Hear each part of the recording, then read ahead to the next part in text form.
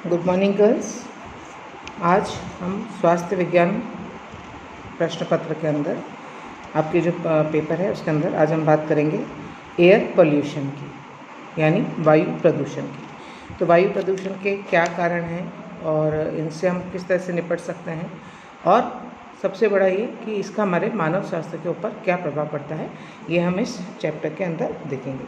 तो सबसे पहले यदि हम वायु प्रदूषण की परिभाषा की बात करें, वायु प्रदूषण किसे कहते हैं? तो जब वायु के भौतिक, रासायनिक अथवा जैविक गुणों में ऐसा कोई भी अवांछित परिवर्तन हो जाए जिसका हानिकारक प्रभाव मनुष्य के स्वास्थ्य, पशु पक्षियों या अन्य जीवों, जैविक परिस्थितियों, औद्योगिक प्रक्रमों तथा सांस्कृतिक संपदाओं पर पड़ता है अथवा नष्ट होता है अथवा किसी तरह की हानि पहुंचती है, तो उसे वायु प्रदूषण या एयर पोल्यूशन कहते हैं। ठीक। अब नेक्स्ट बात है कि इसके कारण क्या क्या है। तो बहुत सारे कारण हैं जिनको हम एक एक करके लेंगे। बहुत सारे कारण हैं जो कि हमारी वायु को प्रदूषित करते हैं। कुछ हमको दिखते हैं, कुछ हमको नहीं दिखते हैं, कुछ को हमें मजबूरी में हमको उनका उपयोग करना ही होता है। तो सबसे पहले हम बात करेंगे, सबसे पहला रीज़न है कि कोयला, गैस, तेल, लकड़ी, रबर, प्लास्टिक, नायलॉन आदि के जलने से वायु प्रदूषित होती है। इनमें से कोयला, गैस, तेल, लकड़ी तो हम ईंधन के रूप में काम में लेते हैं और इनका हम उपयोग करना छोड़ नहीं सकते। दूसरा कारण है कार्बनिक पदार्थों के सड़ने और विघटन से अत्यंत ही जहरीली और दुर्गंधयुक्त गैसें निकलती है, जिससे कई प्रकार के बैक्टीरिया, विषाणु और रोगाणु पनपते हैं और रोगों को फैलाने का कार्य करते हैं। तो ये भी स्वचालित प्रक्रिया है, ऑटोमेटिक प्रक्रिया है, जिसमें हम कार्बनिक पदार्थ यदि हमने स्टोर करके रखें तो उनका विघटन होना निश्चित है। तीसरा कारण है मानव, पशु पक्षी, वृक्ष, पौधे आदि की श्वसन क्रिया से।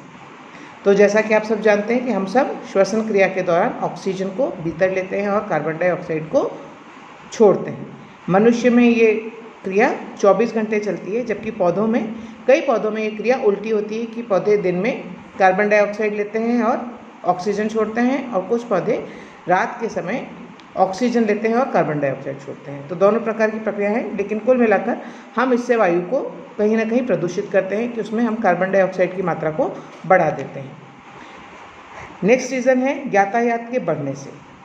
तो वाहनों से अधिक धुआं निकलता है। अब जितने भी परिवहन के साधन हैं, जैसे बस, ट्रक, रेल, इनमें उपस्थित वायु के साथ मिलकर इनमें जो हानिकारक गैसें निकलती, जो जहरीली और हानिकारक गैसें निकलती हैं, वो वातावरण में उपस्थित वायु के साथ मिलकर उसे प्रदूषित कर देती है। इसमें नाइट्रोजन ऑक्साइड, मोनोऑक्साइड, शीशा तथा सल्फर आदि भी अधिक मात्रा में निकलता है और प्रदूषण को फैलाता है। पेट्रोल से चलने वाली गाड़ियों में जैसे सभी प्रकार की कारें हैं, 3 व्हीलर है, 4 व्हीलर है, स्कूटर हैं, इन सब में कार्बन मोनोऑक्साइड गैस निकलती है। इसी प्रकार से जो डीजल के वाहन हैं, उनसे निकले धुएं में भी कार्बन के अत्यंत सूक्ष्म कण मिले होते हैं। इनके साथ ही साथ हाइड्रोकार्बन, नाइट्रोजन और गंधक के विभिन्न ऑक्साइड भी उपस्थित होते हैं। जैसे कि आप जानते हैं कि जितने भी पेट्रोल चालित वाहन हैं, इनसे जो धुआं निकलता है उसमें कार्बन मोनोऑक्साइड, लेड की मात्रा अधिक होती है, लेड यानी शीशा।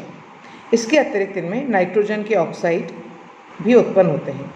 ये नाइट्रोजन ऑक्साइड सूर्य के प्रकाश की उपस्थिति में हाइड्रोकार्बन से क्रिया करके भूरे रंग के बहुत ही घातक प्रकाश, जिसे हम फोटोकेमिकल स्मॉग कहते हैं, को उत्पन्न करती है।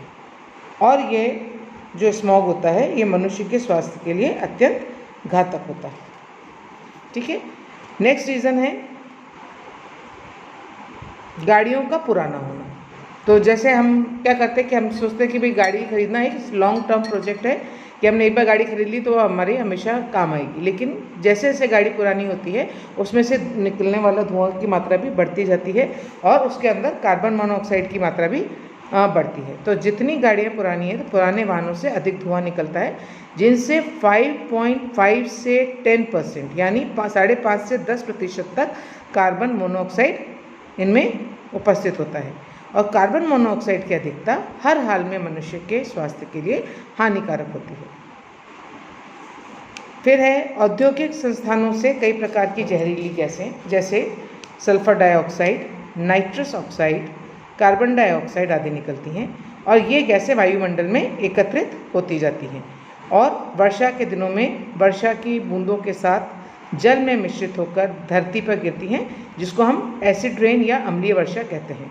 और ये वर्षा सभी प्रकार के सजीव प्राणियों जैसे मानव, पशु पक्षी, पेड़ पौधे आदि को नुकसान पहुंचाती है। ऐसी वर्षा के कारण फूल, पत्ती, फलों आदि में छिद्र हो जाते हैं, फल जल्दी सड़ने लगते हैं, पौधे सूखकर जल जाते हैं, समुद्र और नदियों में मछलियाँ मरने लगती हैं और मिट्टी में अम्ल अधिक होने से इनकी उपज पर दुष्प्रभाव पड़ता है, जिससे जो उपजाऊ मिट्टी है वो भी बंजर भूमि में परिवर्तित होती जाती है।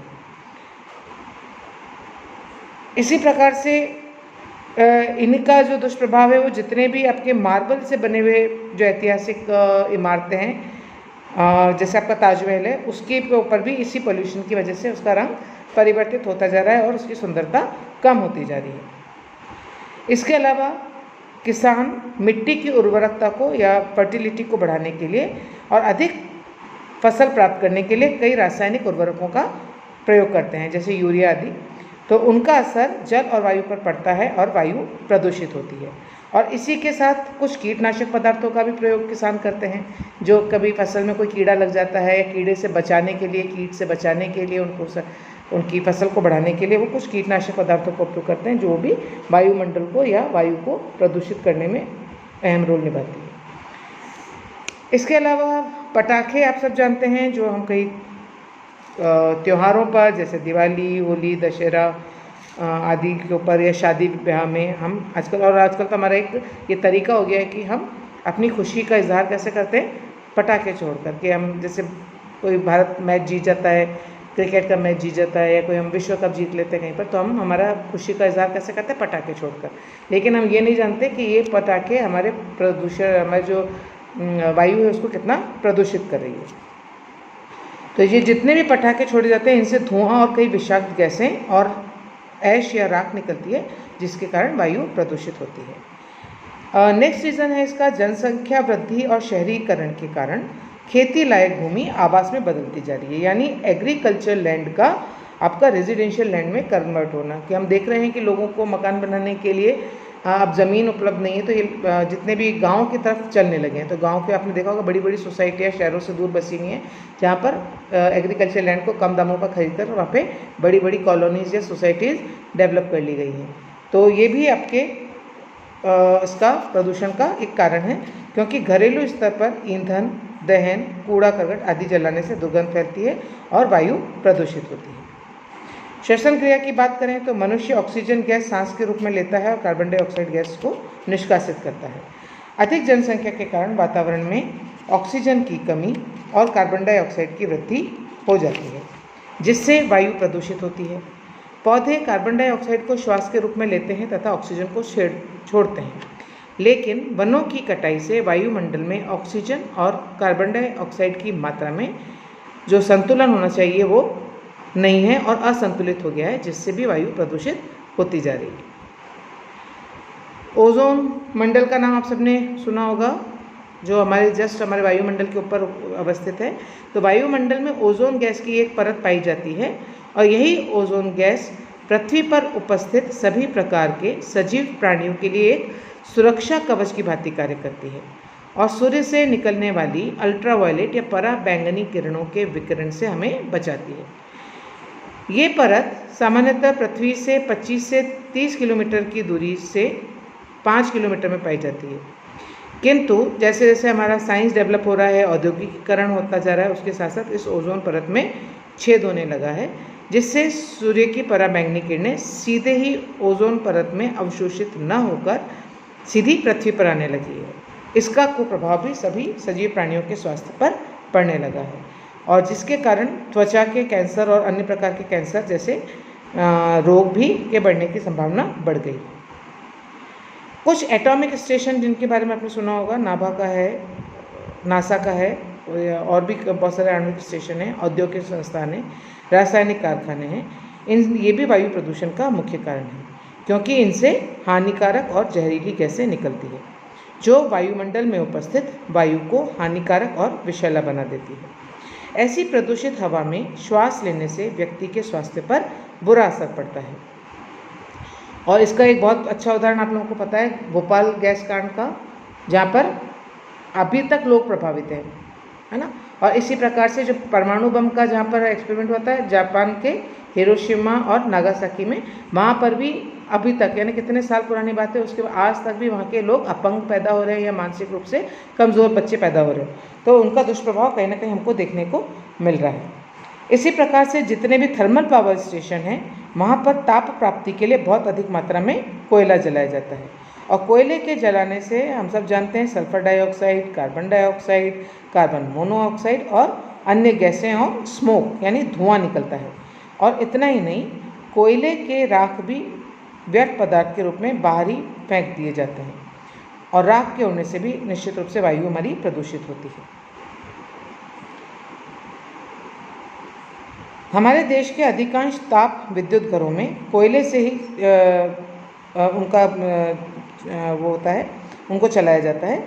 और इन संयंत्रों के जो अवशेष हैं, जो रेजिडुअल्स हैं, वो क्या हैं? राख, carbon dioxide, carbon monoxide, sulphur dioxide आदि। जो भारत में पाए जाने वाले कोयले में गंधक की मात्रा भी अत्यंत ही कम होती है, लेकिन इसमें राख की मात्रा बहुत अधिक, यानी लगभग 20 से 40% तक होती है। तो ये भी हमारे वायु को प्रदूषित करने में सहायक हैं। इसके अलावा यूज़ ऑफ सॉल्वेंट्स यानी विलायकों का प्रयोग, तो जितने भी विलायक केमिकल, जितने भी सॉल्वेंट्स हैं, जितने भी विलयन को बनाने वाले पदार्थ हैं, जैसे आपने देखा होगा अपन फर्नीचर पॉलिश के लिए अपन जितने भी विलायक करते हैं, यूज़ करते हैं। इसके अलावा स्प्रे पेंट्स होते हैं, इनका जो उपयोग किया जाता है। तो इन विलायकों का उपयोग विभिन्न किस्म के पदार्थों को बनाने में किया जाता है, और अधिकांश विलायक हाइड्रोकार्बन से बने होते हैं। जब हम स्प्रे पेंटिंग अथवा पॉलिश करते हैं, तब ये पदार्थ सूक्ष्म कण या वाष्प के रूप में वायुमंडल में मिल जाते हैं और वायु प्रदूषण का कारण बनते हैं। परमाणु बमों के निर्माण में हम सब जानते हैं, जैसे रेडियो एक्टिव जो आइसोटोप्स हैं, उनका प्रयोग किया जाता है। रेडियो एक्टिव समस्थानिक पदार्थों की प्रकृति अस्थायी होती है, इसलिए इनके निर्माण काल से इनका विघटन शुरू हो जाता है, और इनसे गामा किरणें तथा उप परमाणु कणों के विकिरण निकलते हैं। ये विकिरण न केवल मानवों के लिए हानिकारक हैं, बल्कि इनका खतरनाक हानिकारक प्रभाव पशु पक्षी, पेड़ पौधों और अन्य जीवों पर भी पड़ता है। जब परमाणु परीक्षण किया जाता है और उसके लिए बम विस्फोट किया जाता है, तब इसके साथ ही ये विघटन नाभिक पदार्थ तथा बाद में धीरे धीरे अवपात के रूप में नीचे गिरते हैं। प्रकृति में इन विघटन नाभिक पदार्थों के विकिरण में वर्षों लग जाते हैं, जिसका दूरगामी प्रभाव बहुत काल तक पृथ्वी पर पड़ता है। अगेन यहाँ पर मैं एग्जांपल दूंगी आपको। अमेरिका के ने जो किया था, जापान के हिरोशिमा और नागासाकी में यहाँ पर बम विस्फोट किया था, और आज 55 साल बाद भी यहाँ पर विकलांगता, अपंगता और अन्य रोग आपको देखने को मिलेंगे। परमाणु बम विस्फोटों के अलावा नाभिकीय रिएक्टरों से भी अवपात तथा अवशिष्ट के रूप में अत्यंत ही जहरीली और हानिकारक गैसें निकलती हैं, जो पर्यावरण को प्रदूषित करती है। एक और रीज़न है कि मध्य निर्माण शालाओं, यानी जहाँ पर शराब आदि का निर्माण होता है, और जितने भी लेदर को जो हम प्योरीफाई करके जिनसे हम उनका निर्माण करते हैं, उनके आसपास के क्षेत्रों से अत्यंत ही दुर्गंध युक्त हानिकारक गैसें निकलती है और वायु प्रदूषण का कारण बनती है। आपने देखा होगा कभी जो पशु पक्षी मर जाते हैं, तो उनके जो चमड़ा होता है, जो उनका स्किन होती है, खाल होती है, उसको हम विभिन्न उसमें कभी वस्त्र बनाने में, कभी बैग्स बनाने में, जूते बनाने में उनका प्रयोग किया जाता है। लेकिन उसके पहले ये सड़ते हैं, और सड़ाने की क्रिया के अंदर बहुत दुर्गंधयुक्त गैस निकलती है, जो कि हमारे वायु को प्रदूषित करती है। इसी प्रकार से सार्वजनिक मूत्रालय और शौचालयों में भी सफाई की पर्याप्त व्यवस्था न होने पर वायु प्रदूषित होती है, और भारत में बहुत आम बात है, हम सब इससे रूबरू होते हैं, आए दिन रूबरू होते हैं। और हमारे भारत में तो ये है कि जो कहीं पर भी हम दीवार खंबा देखते हैं, वहाँ पर हमारे ही लोग हैं, वो वहीं पर खड़े होकर मूत्र विसर्जन का कार्य कर लेते हैं और फिर वहाँ पर भले बदबू फैले या वहाँ पर स्वास्थ्य को खराब करने वाली वायु वहाँ पर बन जाए। तो अगर हम इन सब की बातें करें, अगर सारे कारणों की बात करें, तो हम ये कह सकते हैं कि 100 से भी अधिक प्रदूषक पदार्थों का अभी तक पता लगाया जा चुका है जो वायु प्रदूषण में सक्रिय भूमिका निभाते हैं। लेकिन carbon dioxide, carbon monoxide, sulphur dioxide, hydrogen sulphide, fluorine यौगिक, ऑक्साइड्स, नाइट्रोजन, अमोनिया, शीशा, रेडियोधर्मी पदार्थ आदि मुख्य रूप से प्रदूषक पदार्थ हैं जो वायु के साथ मिलकर वायु को प्रदूषित करते हैं। तो ये सारे कारण हैं जो हमारी वायु को प्रदूषित करते हैं। अब इन जितने भी पदार्थ हैं उनका प्रदूषित वायु का हमारे स्वास्थ्य पर क्या प्रभाव पड़ता है, इसके बारे में हम अपनी अगली कक्षा में बात करें। Thank you.